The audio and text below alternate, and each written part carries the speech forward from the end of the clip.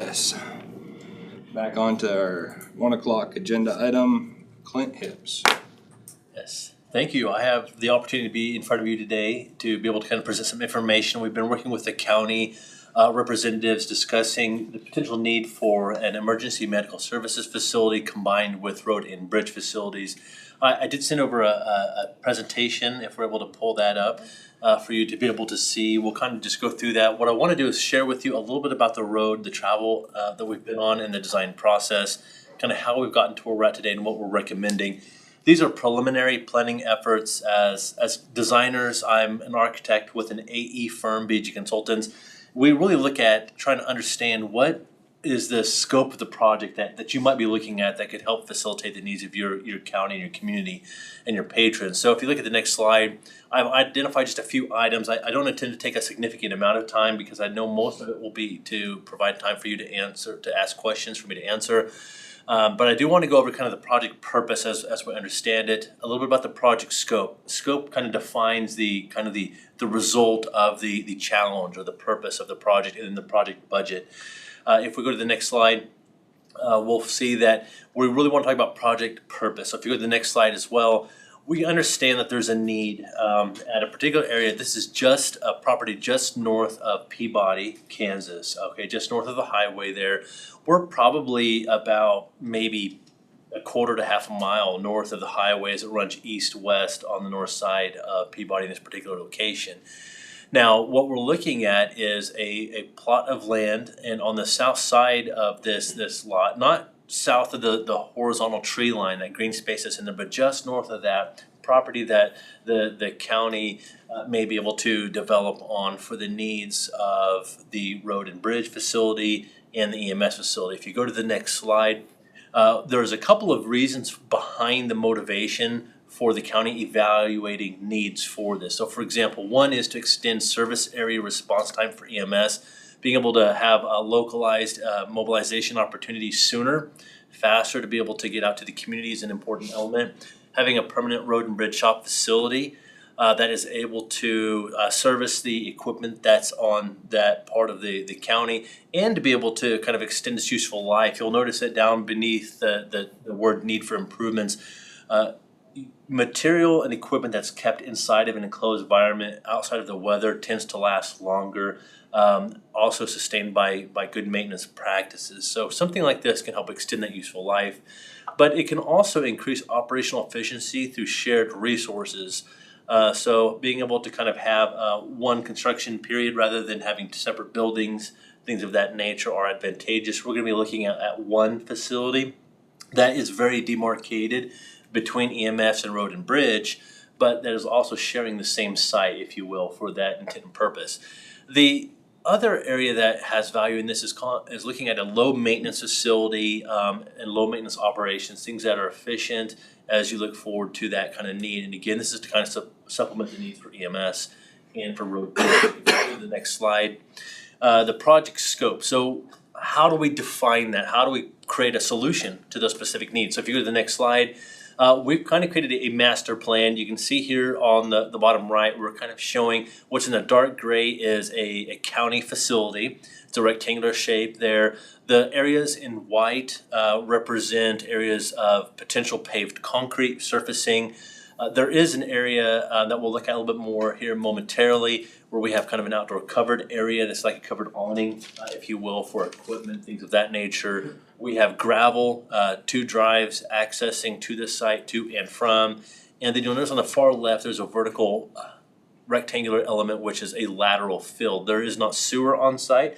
We are able to extend utilities to the site, power, water, gas, things of that nature, but the one thing we want to be able to account for is a sewer need. Now if you go to the next slide, I want to talk a little bit about the EMS and road bridge complex construction. So there's kind of 4 key elements. One is a new combined EMS and road bridge complex. So what we're anticipating here is kind of a pre-engineered metal building structure. If you look to your right, and Jonah behind you, you'll be able to see kind of the front and back of the building, kind of a general concept. Again, this is very much a pragmatic structure, meaning it's very straightforward, but it's also low maintenance and meaningful.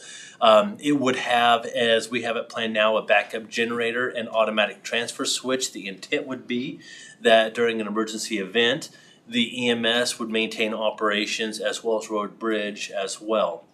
The second element within this facility is the idea of new vehicle access, parking, and circulation. So we have some concrete aprons, particularly at the overhead doors where you would enter and egress from the facility.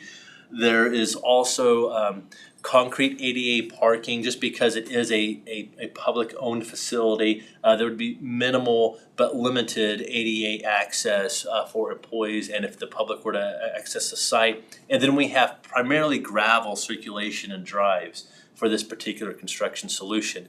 Item number 3 is the utilities. Mentioned before, we'll extend a single service for water, gas, and electric. There had been some discussions about kind of separating the EMS from the road bridge facility.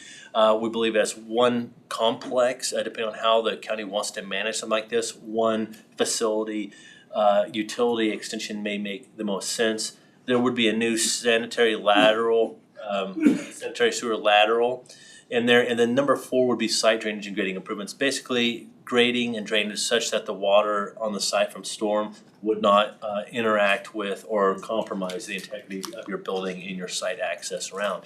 Obviously, there's factors of safety, service, building codes, public health that are identified as part of the project focus. So let's kind of look at the building concepts and the site concepts as we looked at them. If you look at the next slide.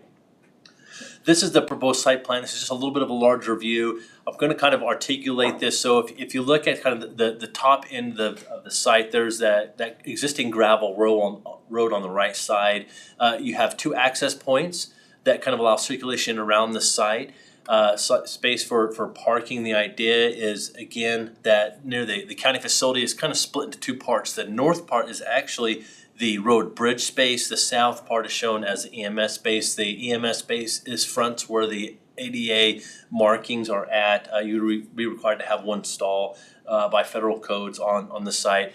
The areas in white, again, are the concrete aprons and approaches to the facility. The concrete approaches are not actually required by building code, but they can be advantageous for a number of reasons. Staging equipment on the exterior of the building, washing equipment, doing maintenance on outside when it's a nice weather, what have you.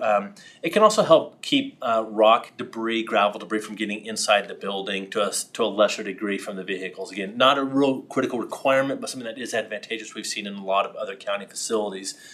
On the upper left portion where you see that white area, there's the word cover. What we anticipate that area being is a 20 by 40 foot covered awning area to cover and shelter equipment and things of that area. There will also be shown, and we'll show this in another plan, through access for the road and bridge component in that area of the site. And then on the south side of that cover would just be open air concrete apron as well in that particular location. So it's about 20 foot of apron on one side. It's about 25 foot of apron on the other. There's 30 foot of circulation space around the space, so you can crosswise through travel, access through there. There would be pipe or culverts installed to maintain drainage in the ditches that exist there. The intent would be to not remove existing vegetation, so we try to maintain the vegetation, the tree line that's on the south side of the property. You can see there's also a south, it's really hard to see, but there's an area that says 50 foot from the lateral field's basically 50 foot away from the south property edge, and it kind of has a jog actually at one point the property line. The dashed element that you see from the right looking to the left, there's a solid line, and then you go over to the left, there's a dashed line. That's what we consider a building setback. We're just setting back right there, thank you. Kind of the area where we begin the parking area and the drive circulation for that particular site. Now, if we go on to the next slide, beyond the proposed site plan, this is the proposed floor plan. And there's a lot going on in this particular view. On the north side, north half is going to be the equipment bays and areas for support of the road bridge space. And then on the south side, there's going to be a continuous wall that separates the two portions of the operations, where the EMS is on the south side. There is also going to be on the north side of the building for road and bridge a storage mezzanine, and it'll have some heating, cooling equipment up there as well. I'd like to talk about each individual component of the building though, to kind of familiarize you with that. One thing to keep in mind when you look at this orientation, the way that we've defined it right now is that the EMS does have a public front to the building, so that's where the front door would be seen. The way that this is currently oriented, it can be modified. The road, bridge, workroom, break room is actually, the main entrance is on the back side of the building, if you will, in that regard, with drive accesses throughout the perimeter. Now, if you go to the next slide, if you don't mind, I want to share with you that the road and bridge area is about 2,600 square foot. So it's about 50 foot wide by just about 60 foot in depth. You'll notice that the equipment bays are 2,300 of that square footage, so only 300 square footage is allocated to kind of a work break room area.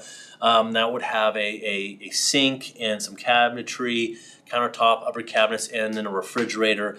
This area again would be kind of a landing spot for those that are working on the equipment in the equipment bays, and then kind of going out and mobilizing from this particular area. There is a dedicated restroom, single restroom in this location. It does have a lavatory, which is a sink. It has a toilet, which obviously is obviously called a water closet as well. And then there is an oil storage area that's about 60 square foot. That's in the areas one. You can see there's a number of circles in that area that's called oil storage S-1. That's really where you can have your equipment, or not your equipment, but your oil drums located in that particular area and stored there. On the right side of that word that says oil storage S1, you'll actually see that there's some symbols there. Some of them represent kind of a utility sink and kind of an emergency shower that would be within that particular space. This is really going to be a concrete surfaced facility as far as the flooring goes. It's going to be have some drains that are associated with it, so that when you bring in the apparatus, in this case we're showing motor graders, when they come in and out of the facility in inclement weather, they can kind of drain that moisture off, get it out of the building to an oil sand separator. The areas that have these squares with the X's in them, that represents an overhead sectional door, similar to what you might see kind of at a residence, but again, these would be commercial overhead sectional doors. There is the uppermost bay, that's 20 foot in width, and it has a drive-through component to it. You can see that in the image that's there behind Chairman Jonah. That kind of shows that area in the covered awning space. There is then south of that, in the middle bay, is the other area that has just some kind of a drive-in, back-out, or back-in, drive-out scenario. And then there's also a smaller apparatus or smaller vehicle like a truck that can be moved in or out, or mowers, what have you, in a kind of the third bay area that occupies the space. The walls would generally be finished around the perimeter with metal siding. On the interior, a liner panel up to about 10 feet, and then above that would be just exposed metal building insulation vinyl scrim, if you've seen inside of an interior metal building that's been insulated before in the past. The thought is that these spaces here would be heated only, the equipment bays. I do not believe your existing ones are heated currently. However, we recommend that you heat them. It's an option, just to do like a tube heat, radiant tube heat, something like that. The workroom, break room, and the restroom would be conditioned, heated and cooled for year-round use. And you can see on the right side is just an example of the floor plan shifted of the mezzanine that would be open to the equipment bay below, just representing some stairs there on the south side. Now on the very south demarcating line of that image, you'll see a solid line that goes across, two lines. That's what separates road bridge from EMS. Now, if you go to the next slide or view, we have EMS is not quite as large as road and bridge. We're about 2180 square foot total in area. So we're about 45 by 50 square foot in this area. But to kind of talk and kind of walk you through the space, the north portion of this is a drive-through apparatus bay. What you see there is a symbol of an ambulance building. The behind is kind of a representation of the dolly that comes out for being able to move the stretcher for moving people around on the backside. So that's kind of visible just to show space in that particular area. This particular drive-through bay will have a medical supply room B. That was where they'll keep some of their medical supplies, equipment, things of that nature. It will actually be a conditioned space. When I say conditioned, I mean heated and cooled. The apparatus bay, though, however, would be heat only unless you wanted to upgrade to something that was conditioned. I have seen that in some scenarios, but it's not required. You're going to extend your useful life of equipment having them just in a heated bay in the winter. There is also, when you get into from the apparatus bay, there's a day room that kind of fronts towards the public street, if you will. In that area, we have about 500 square foot. That includes the day room. It includes space for kitchenette, kind of place for lunches, things like that. A couple refrigerators in the space. Right near the entry door, there is an office file room, about 96 square foot, not quite 10 by 10. Just a little bit smaller, but adequate enough for their specific needs. Does have a single window into that office space, looking out and fronting towards the road. There is a restroom shower facility in here. So it's just one. You have your sink, you have your toilet, a storage closet or linen closet, and then you'll have a kind of an ADA roll-in shower scenario in that particular area. There are two sleeping rooms in there. We're calling them sleeping units that are 97 square foot. Again, just under 10 by 10 in those particular areas. They have both single beds in there, and then they have a number of lockers in there and egress windows. There are some dashed lines that are shown on here, really heavy, thick, with a couple dots. Those represent fire barriers required by the International Building Code for separations, because you have people that would be continually in the space, potentially sleeping within the space. We need to have fire separation for life safety to kind of separate them from hazards that might occur within the building itself. Hopefully not. You also have a restroom on the north side by a laundry area that is next to the mechanical room for this particular area. So this is all meant to be a single-story building. Again, the whole building is, I believe, 100 square foot by 50 square foot.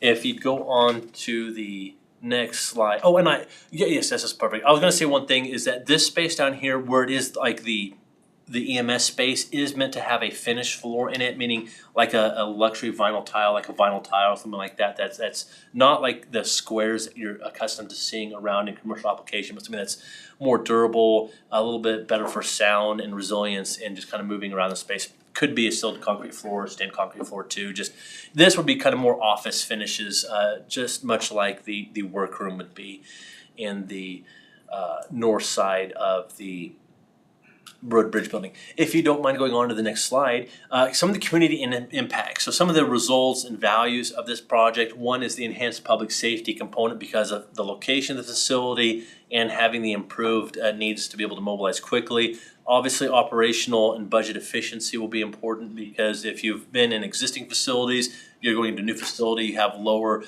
improvement costs and higher and lower energy costs associated with the type of systems you have in there. You're extending the useful life of your equipment, of course, and I apologize, that's misspelled in there. I'm an architect, not a teacher. But number 4, enhanced staff retention and recruitment. Kind of a quality of life component in there when you look at EMS and Road Bridge.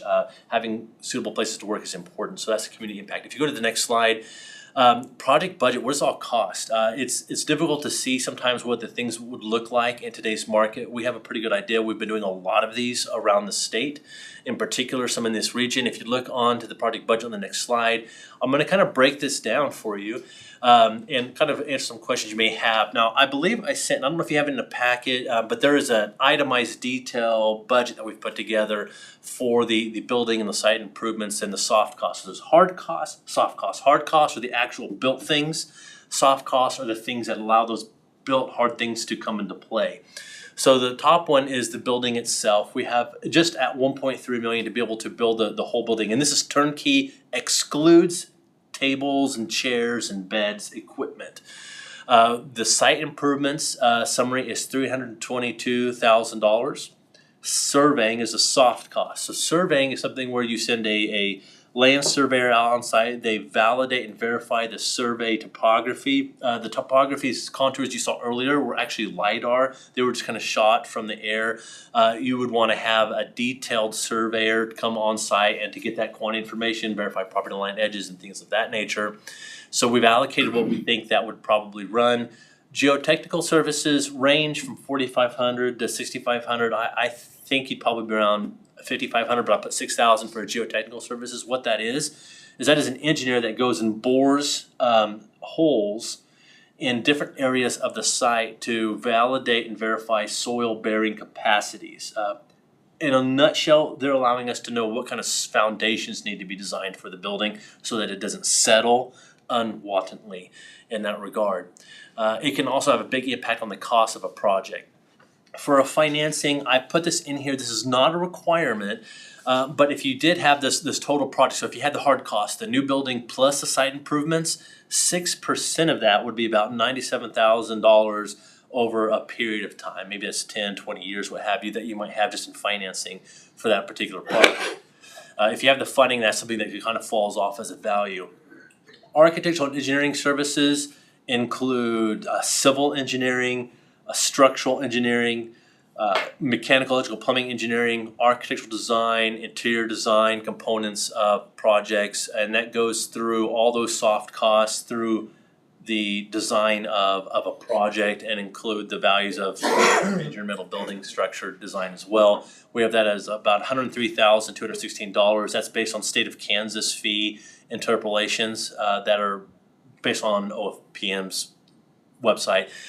Bidding and construction contract administration is performed by the architect and engineer, $25,804. Again, that's based on the state of Kansas interpolation format. These are not our bids or quotes to you, but it's based on that in case you're looking at different teams when you're looking at projects. The total cost of a project of this nature we would anticipate being upwards of $1.8 million. So it's a big chunk of money for a project of this nature. Some of the things to keep in mind that, again, we're kind of putting in here the kind of the full scope of services towards a turnkey project performed by a general contractor. That's kind of how we establish these numbers. We do have itemized numbers that are subcontractor numbers, and then we use a multiplier for the overhead and profit of a general contractor, their management, their insurances, all that. They kind of evaluated us to get us to this value. There are things I think that you can do to look at reduced costs in a project of this scale. Structural and envelope, for example, the foundation. You notice how I have up there the geotechnical services. So building code would say that if you don't have a geotechnical service, they're going to say that the structural engineer needs to design a building foundation based on the worst possible case scenario. So you're going to have more cost in your footings and foundations than you might have if the geotechnical goes on site and verifies that a lower bearing capacity or a better, higher bearing capacity is available for that particular site. So there's some trade-offs there that we might be able to see. For example, right now we're anticipating 18 inches of low volume change fill under your building, basically saying the soil under your building is probably going to be unsuitable for bearing of a building of that capacity just because of what we've seen in other places like Lyon County and things like that from other geotechnical services. Now, another thing that you can look at is the building construction itself on the envelope. So, for example, in this case, we have a pre-engineered metal building. If you're familiar with a pre-engineered metal building, they have fasteners, right, that kind of screw the siding on. The same thing occurs with the roof. They have a neoprene gasket that kind of fastens and secures that metal tight and snug to the roofing component. In the base value, that $1.29 million, we've anticipated a standing seam roof, which would not have penetrations in it, would have a longer useful life in it, if you will, or maintenance, but is not a requirement in that regard. So there's opportunities to save, like you could save $18,000 as an example, if you were to do something like that. The covered outdoor area, if you go back to the slide that kind of showed the whole building, Yeah, one right there. On the left side there, where you have that 40 by 20 bay, having that covered outdoor area there, we believe these are all important to have. They were part of the discussion, but again, as a commission, you'll be able to have the empowerment to determine what's appropriate, right there. Something like that's about $32,000 to kind of add that on to the pre-engineered metal building. The entry canopies are not shown on these renderings. I do apologize, but at the man doors where you enter the main entrance to the EMS and the main entrance into the road bridge, there would be kind of a canopy right there that would be mounted attached to the building. That's about $16,000 that we've accounted for between the two of them. So about $8,000 a piece just to have a covered entry so that it's dry. On the canopies, I think we were looking like to park a high loader for a whole week. Right now you got it blocking what the road graders in, is that right? Say that again, I'm sorry. We wanted a canopy so we could pull a high loader in and keep it under the roof. Oh, yes. So it's set to and not move for a week. Right. So you got it blocked in now, don't you? Yes, So yes. Canopy would be better suited if it was you extended the building further and just Right, rather on the north side perhaps. One end or the other. put it on the north end and just extend the roof line.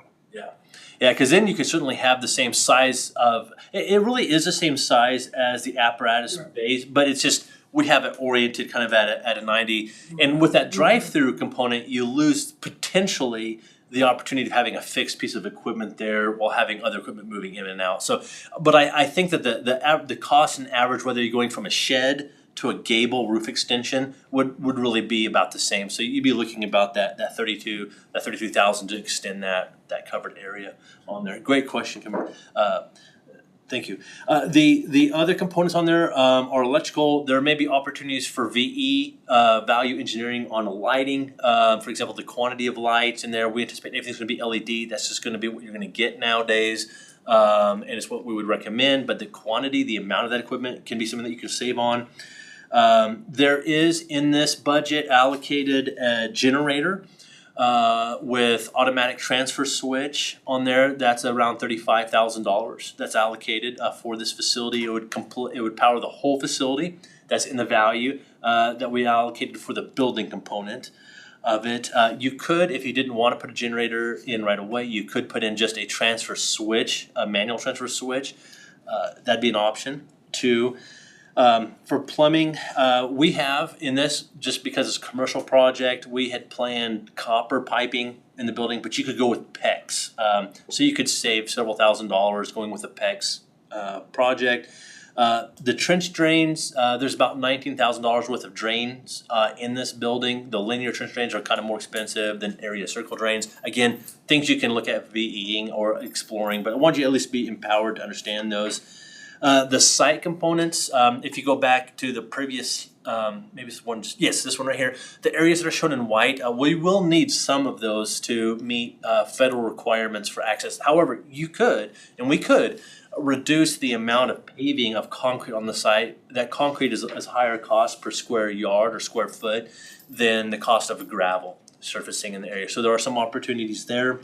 The other components in there are just on the interior, things like reducing casework quantities, the amount of casework you have in the kitchen areas, things like that you could potentially save some money on, and then modifying some of the interior finishes. So with that, I just wanted to kind of share that with you and kind of open up for questions. I appreciate the opportunity to present this information and look forward to hearing what questions you might have.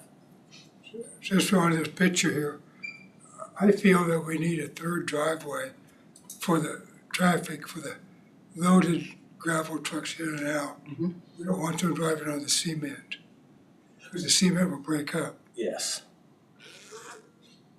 Just put one on, we got room. Yeah, you certainly could, sure. And I'm just gonna make some notes if that's okay from what you share. Just a thought. And in 5 years, the cement will be gone. You got, dump trucks every day on it. And we made it this way, the wind's out of the south most of the time. So it's gonna blow dust onto the road bridge to the EMS. I think rather than having the canopy, like you said, continuing out, the gable roof would be the way we'd want to see it. end, I would think. Would a single 20-foot bay by 50-foot width be enough? Just another piece of equipment that could park outside, like you said.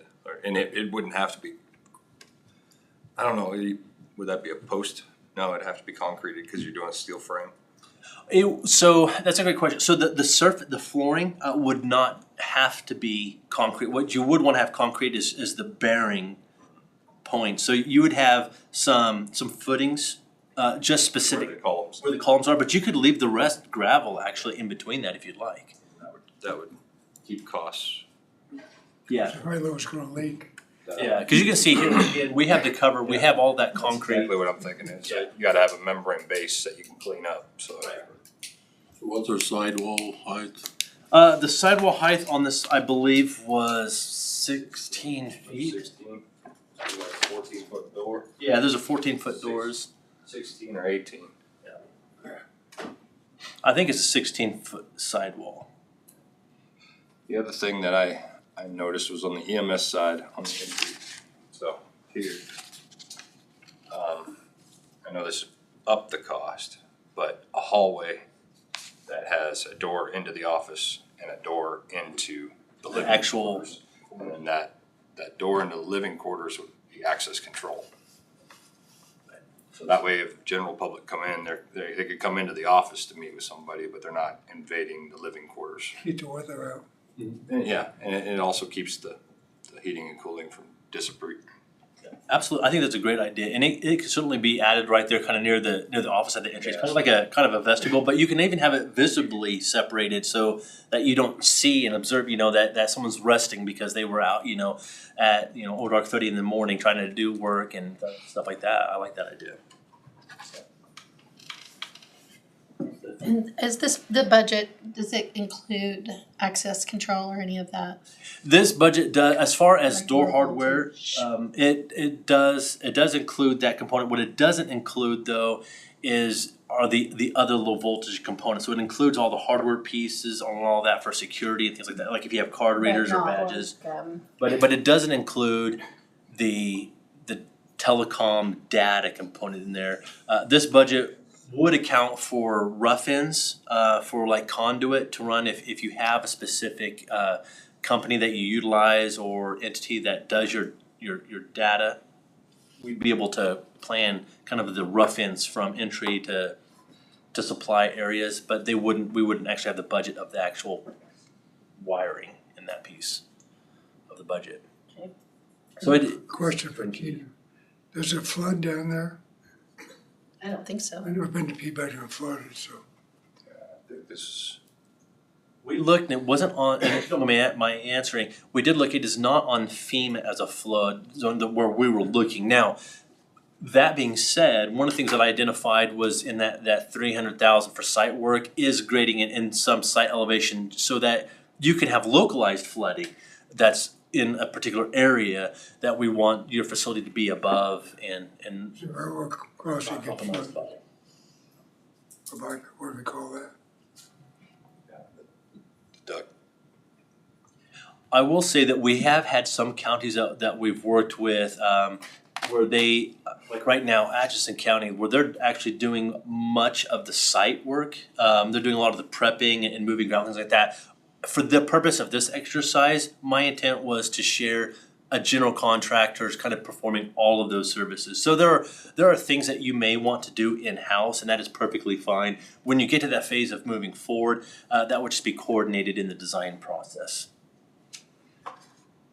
What would it change to go to 18-foot sidewalls and put a loft and reduce our total square footage on the ground floor? I can look that up for sure. I can look into that.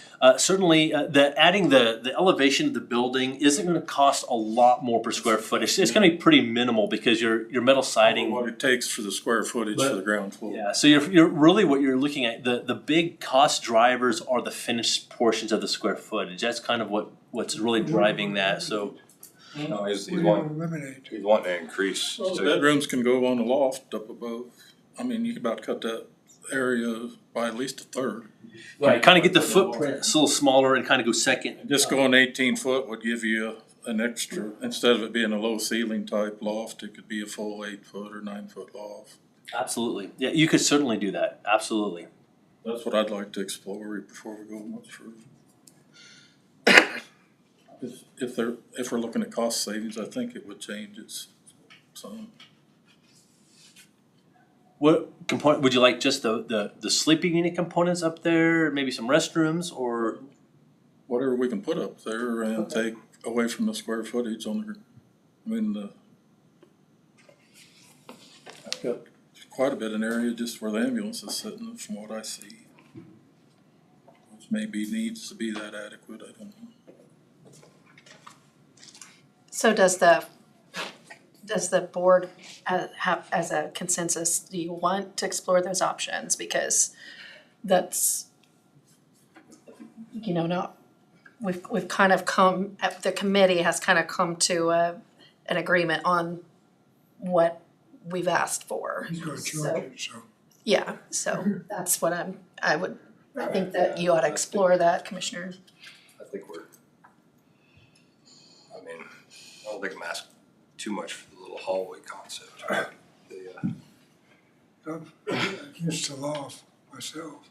Well, It's a way, they get hurt themselves going up and down the stairs in a hurry. I'm not really in favor of looking for bedrooms or anything up there, but and being EMS, it's unlikely that we would store anybody else's stuff in there. Use a mezzanine, but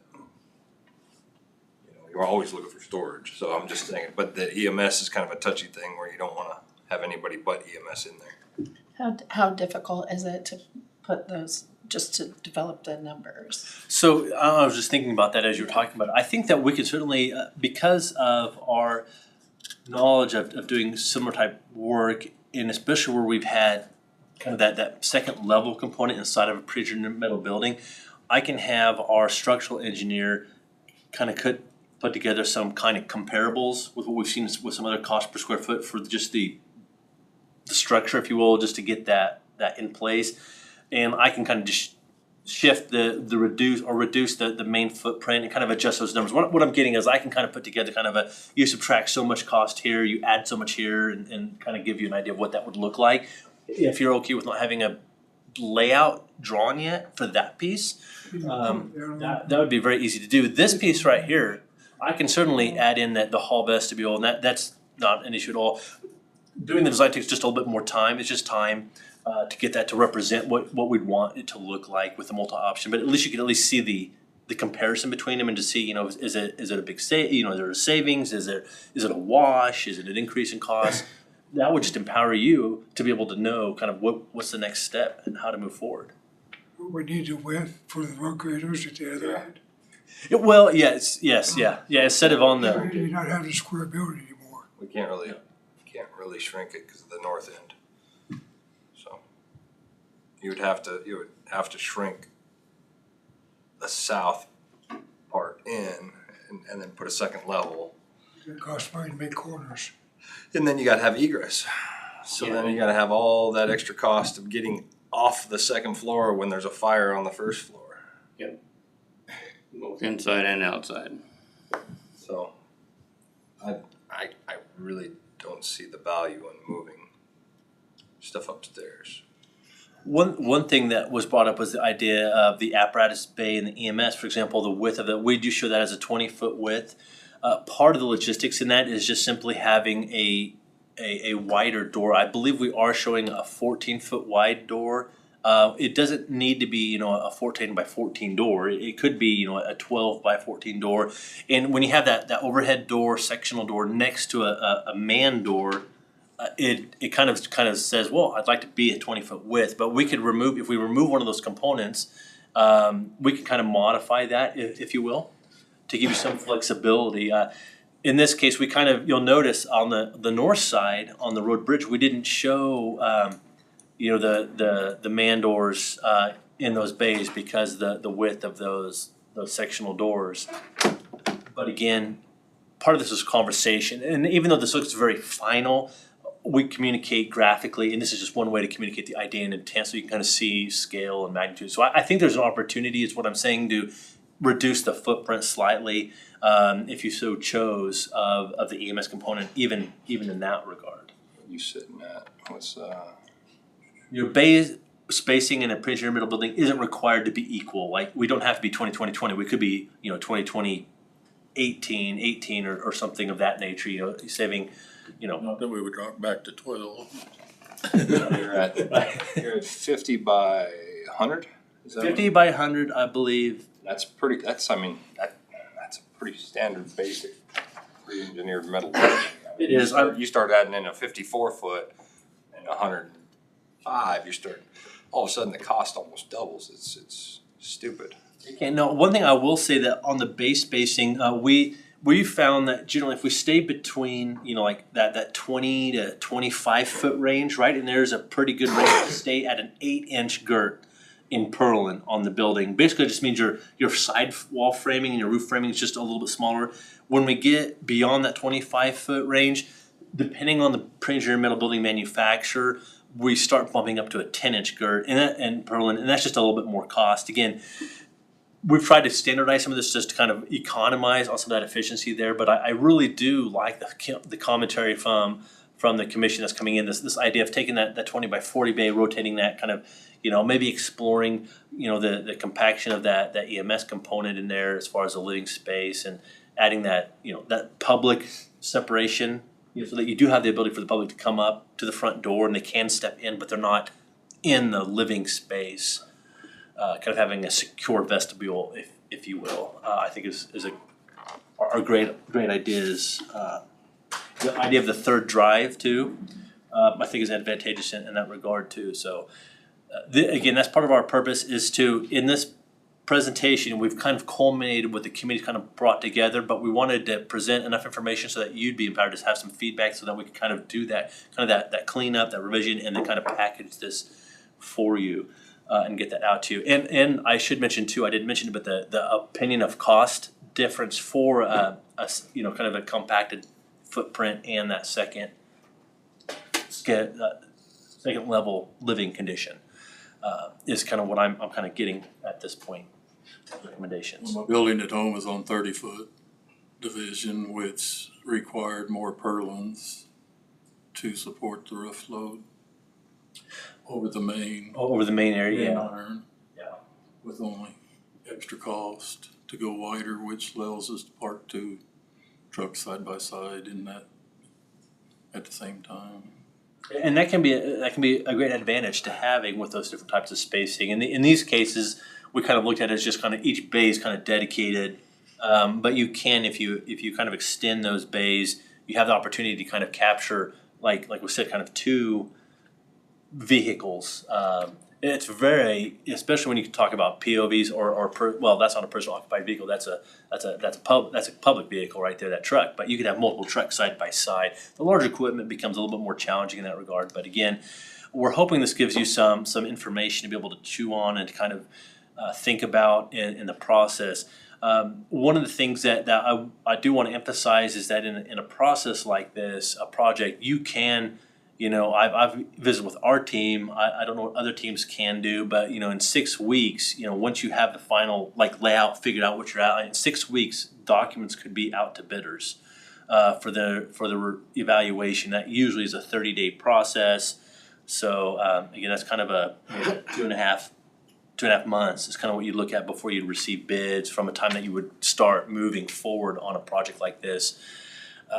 And then there'd be the construction period that would follow. And usually that construction period is going to be probably somewhere between 6 to 7 months, kind of in that range. The one thing we don't know yet, our civil engineer, I think, is reaching out to the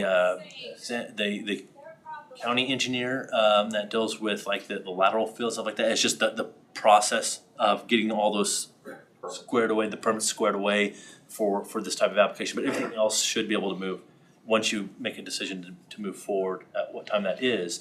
The other thing I was going to say too is there's also an opportunity for phasing. So for example, if you have need for one facility over the other, you could start out and phase it where you build the whole building enclosure and you build out, finish out, say the road bridge, say they needed to be somewhere first, and then you phase the construction where EMS then is the second piece that gets finished out. It doesn't mean they don't get finished, it's just mean the timing, they may stagger. Main structure and the finish. Basically, you build the road and bridge side and with the demising wall. Right, right. And leave the other side vacant until you decide to frame it in. Yeah, so you do have options for phasing as well, and I hadn't mentioned that. Prep in all your underground stuff. Absolutely, So. yeah.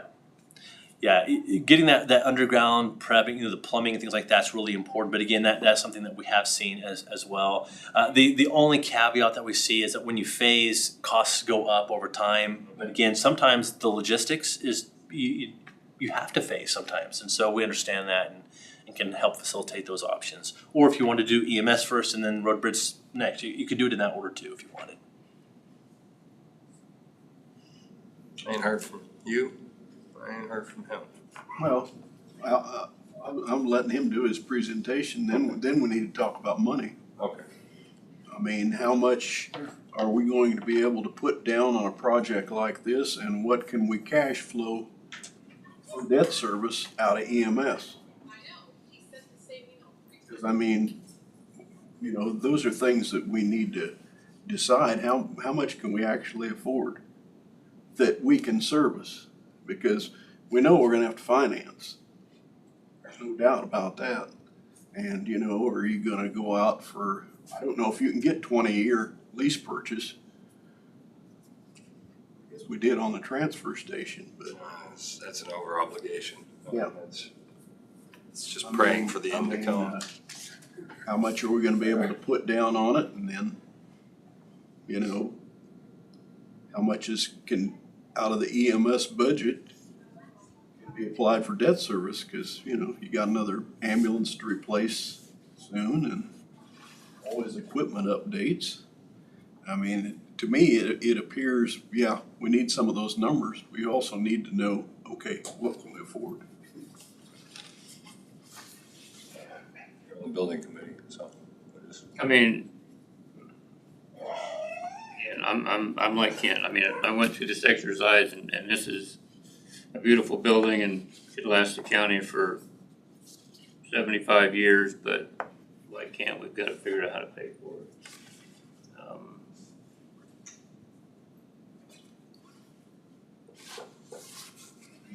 It's easy to say, well, now's the prime time to do it, because everything just keeps going up, and it doesn't appear that's gonna change over the next few years. Without a recession or a depression. This project 10 years ago probably would have been, what, 50% less? It would have been much, yeah, I mean. 60% less, Probably been looking at 900,000 maybe, less. or less, yeah, I mean, really. That's beside the point. The biggest thing is how do we service it? Yeah. And are you gonna finance the 100%, or are you gonna finance 75%? Where's, you know, that money coming from?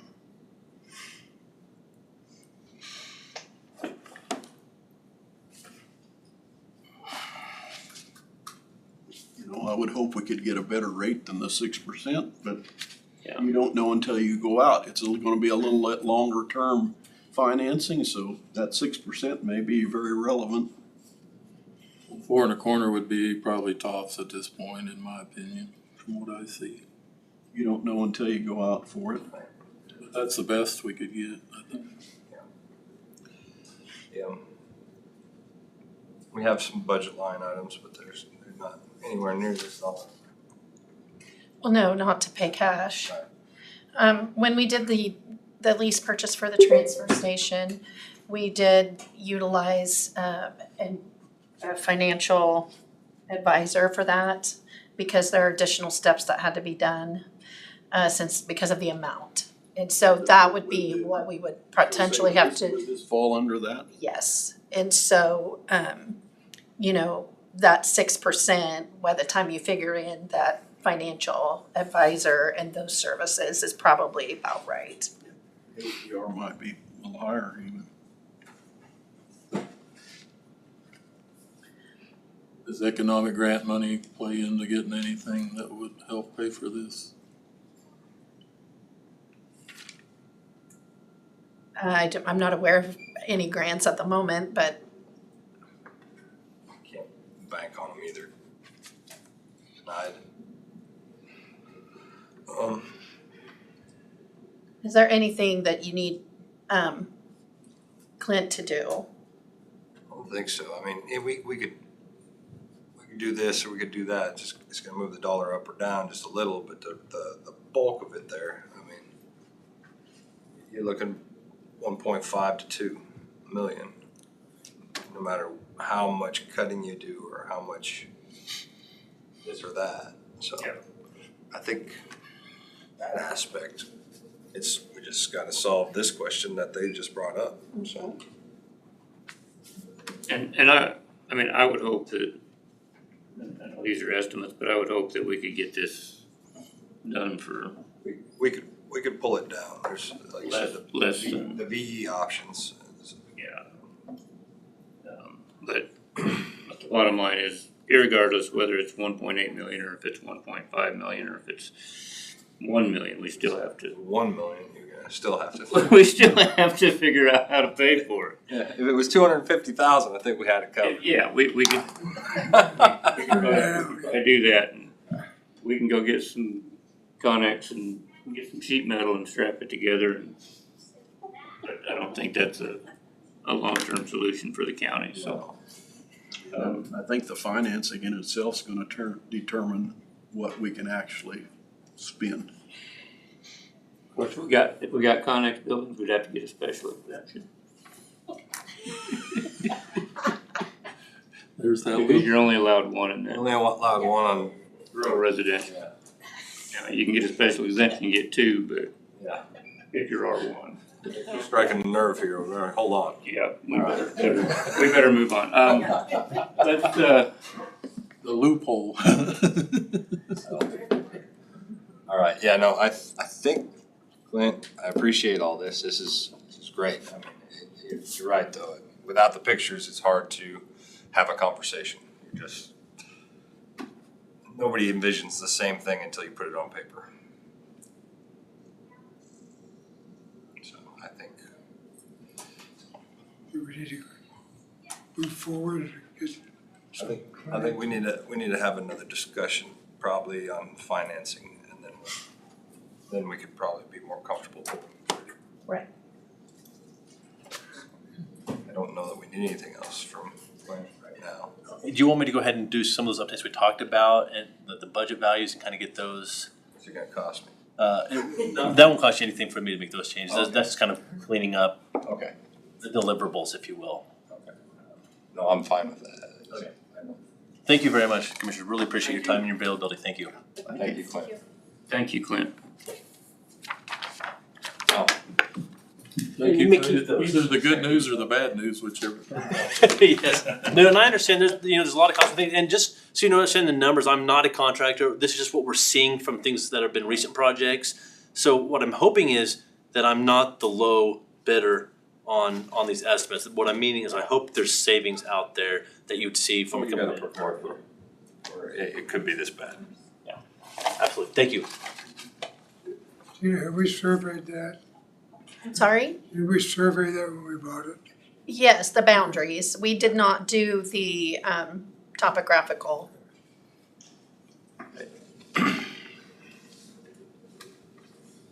And we haven't done any geotechnical. Yeah. Okay. And as far as your soft cost on your surveying, if you want your restroom, the least amount of ripple effect from the restroom not being quite where they show it, or the kitchen not where they show it, the surveying is pretty important, because those guys are like God on the construction field. They put the stake and that is where it is.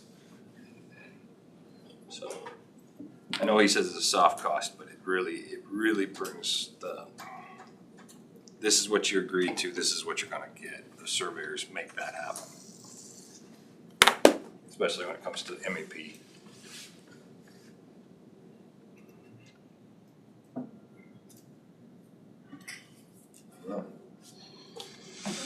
I know in our budget. When you read the budget, that's what's left over. Well, no, we kinda already know where we're at there as far as what we have for down money or.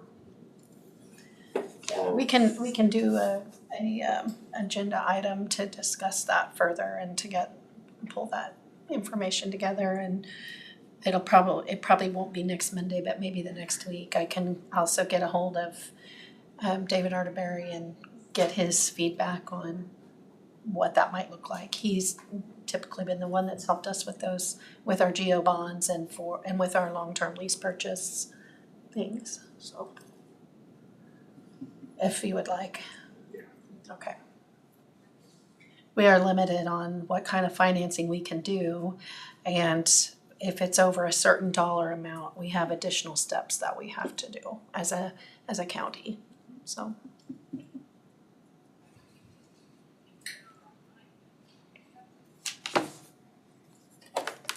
Good basic plan, I mean, Oh, yeah.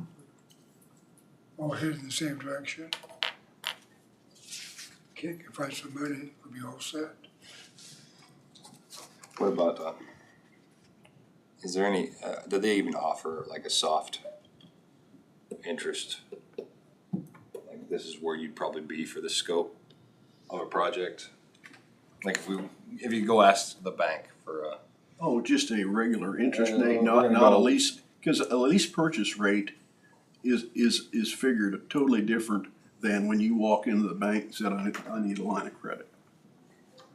So there is a difference there. I mean, if the county walked in and we had the ability to borrow, you know, there, for one thing, they're gonna ask for a certain amount down. Yeah.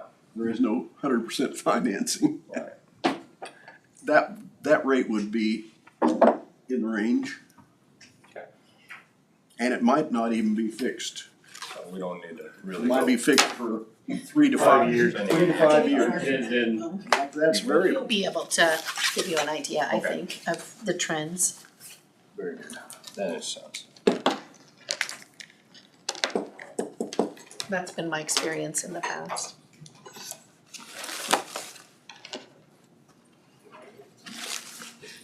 I was really looking for, I didn't really think it was gonna exceed $1 million.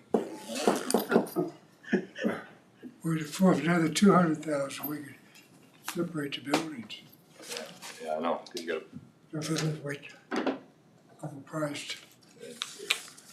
We'll go 2 buildings, keep smoking out. it's two, Clark said we can, don't have to worry about that. it's 2 extra columns, it's, pairs of columns, 2 extra rafter red irons. We put them, It's the more expensive parts of the buildings is that red iron that actually, all the rest of the stuff, it's cheaper.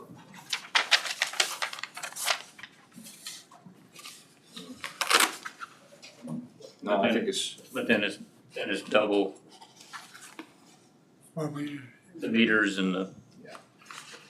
service lines and everything, you have to, everything's separate. everything's separate. Infrastructure's two instead of one. No, you guys are all part of this, and I think it's pretty good. I would hope that we could get it built for less than these estimates, but There's a few dollars amounts in there that I heard that I know we could do a lot cheaper. yeah.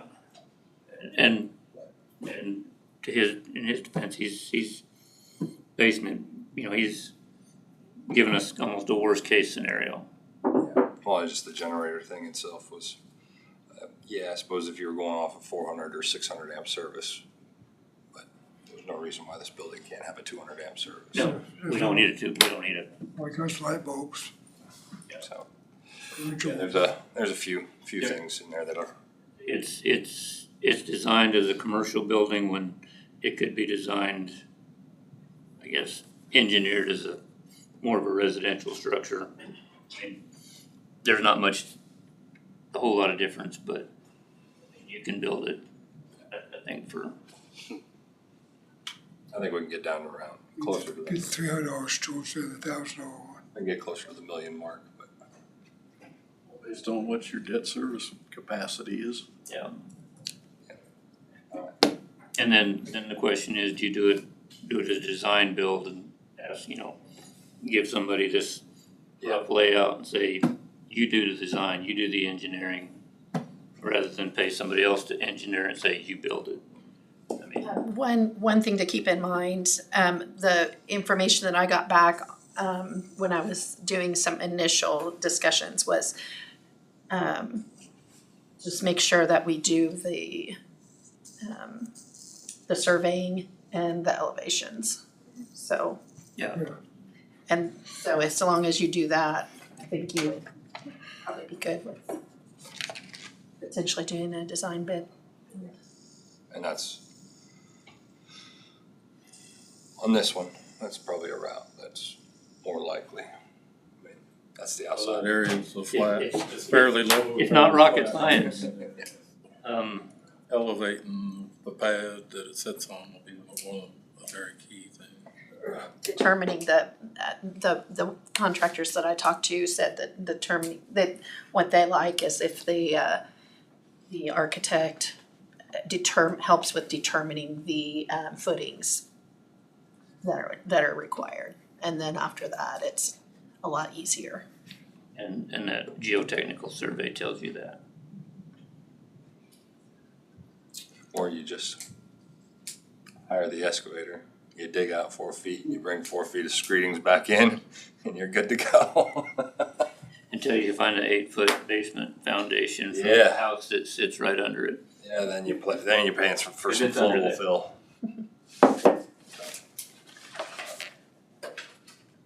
All right, anything else?